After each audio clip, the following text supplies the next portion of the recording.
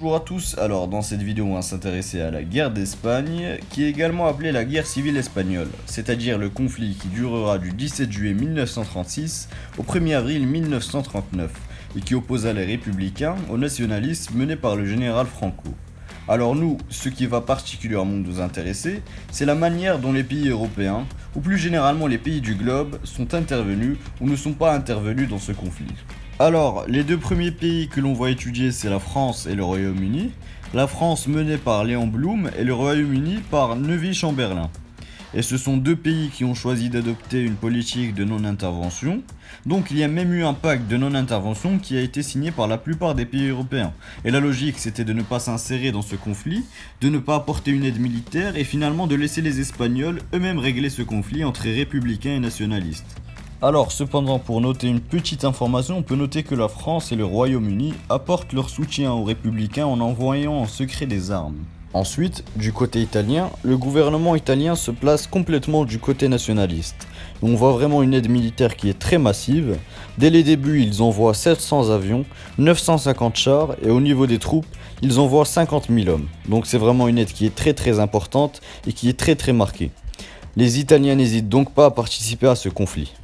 Du même côté, c'est-à-dire du côté nationaliste, les Allemands participent également à ce conflit, puisque le gouvernement nazi ne souhaite pas laisser l'Espagne entièrement aux Italiens, et donc décide d'apporter une aide qui est peut-être moindre que celle apportée par l'Italie, mais qui est tout de même conséquente. Notamment, ils se servent de ce conflit pour tester leur nouveau matériel militaire, avec l'exemple tristement connu, puisque Picasso en fera une peinture, de Guernica. Donc la ville de Guernica qu'on voit en haut de l'Espagne est bombardée le 26 avril 1937. Suite à cet événement qui sera critiqué par toute la communauté internationale, l'aide allemande se réduit un petit peu et donc s'écarte de ce conflit. Ensuite, pour évoquer le troisième pays marqué par le totalitarisme, l'URSS, elle, se range du côté des républicains.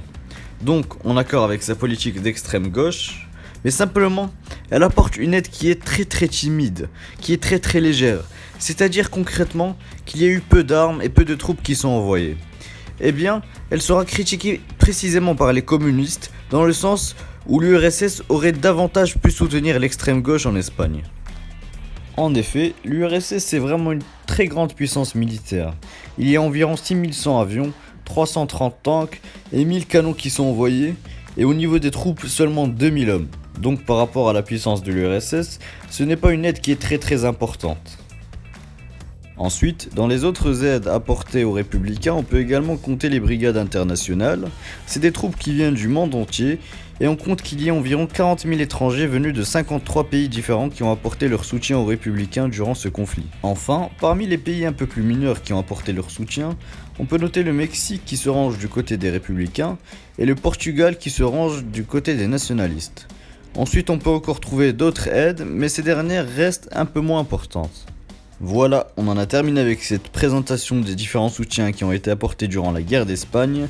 J'espère que ça vous a intéressé, puis on se retrouve dans une prochaine vidéo. Ciao.